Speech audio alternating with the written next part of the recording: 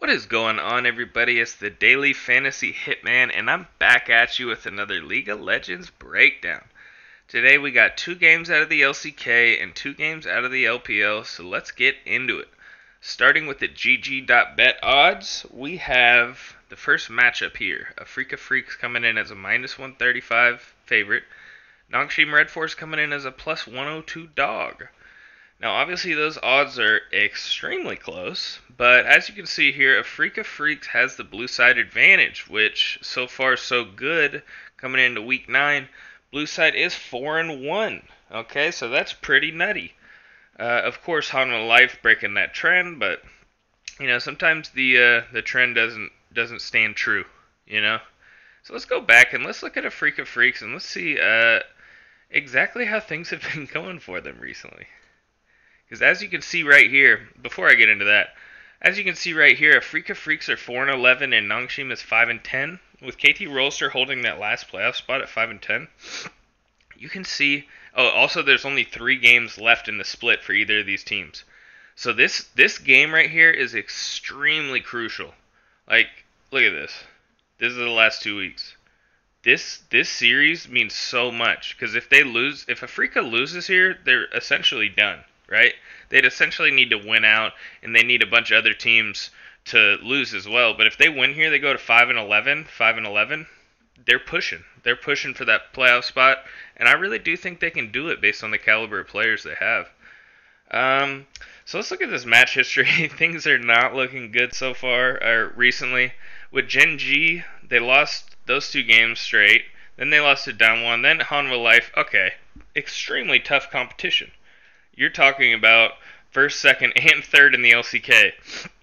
So that's a bit of a pass, right? This Fredit Brown one, that's kind of ugly. But if you want to take a look, Fredit Brown has actually been doing really well recently, ever since they changed their mid laner. So that's worth noting. Let's go back to this. Yeah, so Afrika Freaks coming in here lost 8 straight games. Can't be doing too hot for their confidence. But when you go back here to January 29th, you'll see that Nongshim, they actually beat Nongshim 2-0. And one time was on blue, one time was on red. Remember, Nongshim Red Force is coming in here on that red side, right? So let's see how they're doing on that red side so far this split. Haven't even checked Afrika, so we'll check that after. Nongshim, 4-14 on red side. Oof. Throw in that, I counted this up, their match history. Look at this, 0-1, 0-2, 0-3, 1-3, 1-4, 1-5, 1-6, 1-7, 1-8, 1-9. They've only won 1 game out of their last 10, and that was versus Liv Sandbox, who we all know is currently sitting in dead last, even though these teams are all like within a game of each other, so hard to say that, but yeah, they beat one of the lower teams on red side, but all the other games, yeah, this is a freak I'm looking at. All the other games, they just keep losing on red side. That seems to be like their kryptonite, right? So you look at that, and then you look at Afrika on blue side, 5-14 on red, so good thing they're not there. 8-8 on blue, not bad at all, right? And another thing I want to note here too is that Dread currently leads this team in kill share, which is very nutty. He leads the team in kill participation and kill share. So the fact of the matter here is Dread versus Peanut is going to be a very, very interesting matchup, right? And you can actually look at things like this, which I think are kind of interesting. You can go over to the LCK, go over to the players, you can filter by position, filter by team. I mean, this is some next level shit. 11.4. I like to go by specific patches sometimes just to kind of get a feel for how things have been going. Look at this.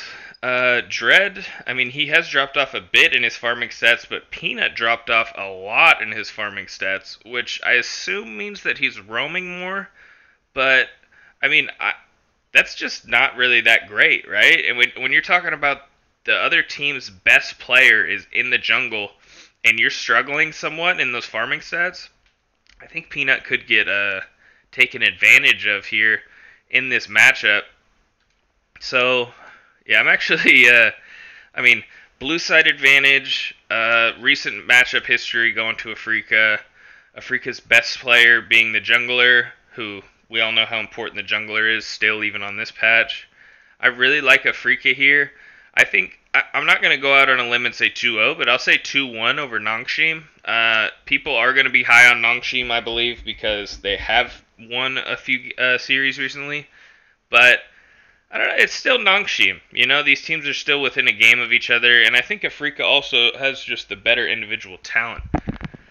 So I'm gonna go Afrika Freaks 2-1 over Nongshim Red Force there. Really like them as a cheap DFS play tomorrow. T1 versus DRX. Now, this is a series I'm not going to spend a lot of time on because I really just think that you lock in maybe the T1 team spot, and that's the only thing that I think makes sense here because I don't know, we're not going to have starting lineups. This one starts at 4 p.m. Pacific Standard Time, or 4 a.m. So the fact of the matter here is that lineups are going to be locked at 1 a.m., right? We're not going to have T1 starting roster until maybe 2, 3 a.m.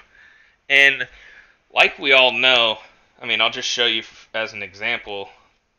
This team is an absolute carousel right now. I mean, Kaneka's Faker Teddy Korea.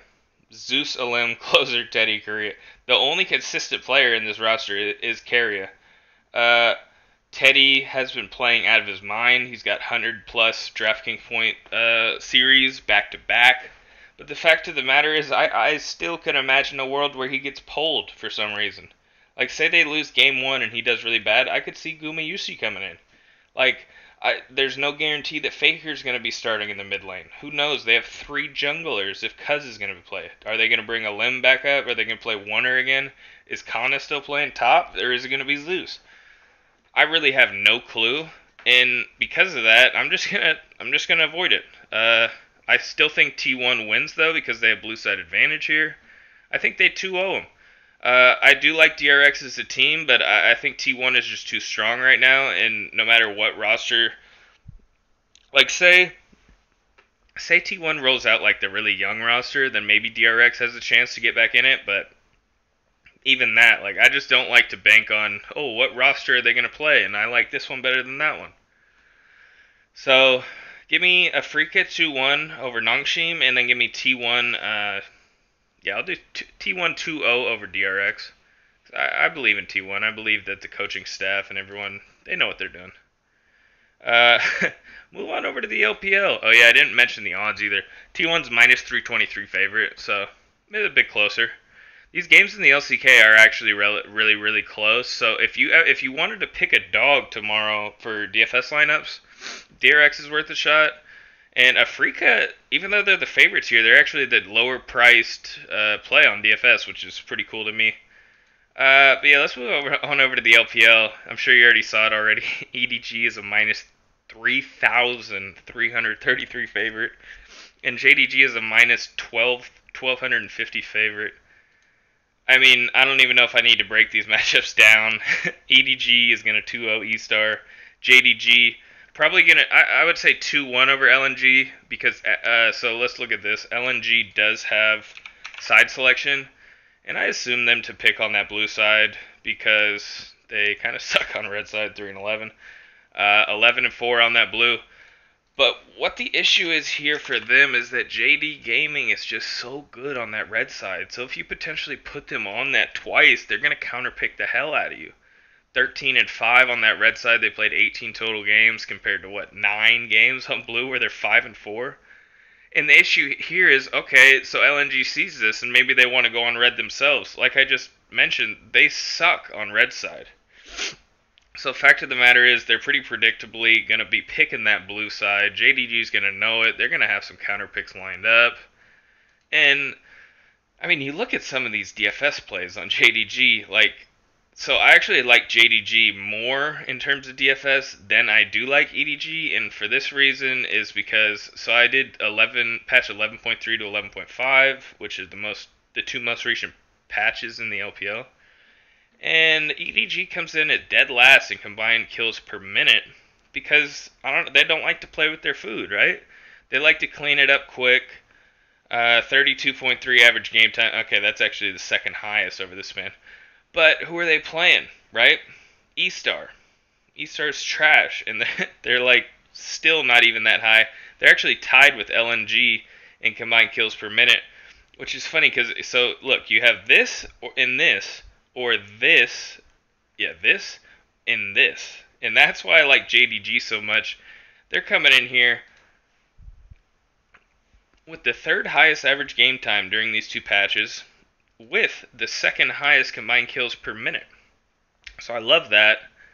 Absolutely love that. Absolutely love JDG tomorrow in terms of DFS. Just love all the players, really. You could make any combination out of those five. EDG could come in with lower ownership because of their pricing, but I just don't want to. I mean, if you break the bank on EDG, you're going to have to take that DRX. I mean, they're the only team I think that's cheap enough.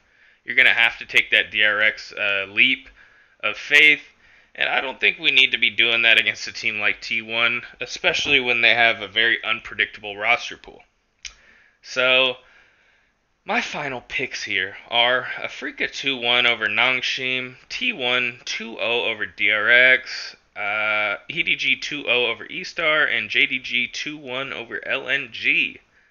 Let's get that money, everybody. Please give me a subscription on YouTube if you could. Please, please, please. Or just smash that like button, you know. Whichever one you like, whichever one you prefer. And if you want my specific DFS picks and my favorite lineup for tomorrow, I'm offering that $20 per month over patreon.com/DFSHitman. We also have a UFC package for only $3 if you just want to dabble in there. But, end of the day, let's have fun, everybody. Let's make some money and enjoy the games tonight. Catch you tomorrow.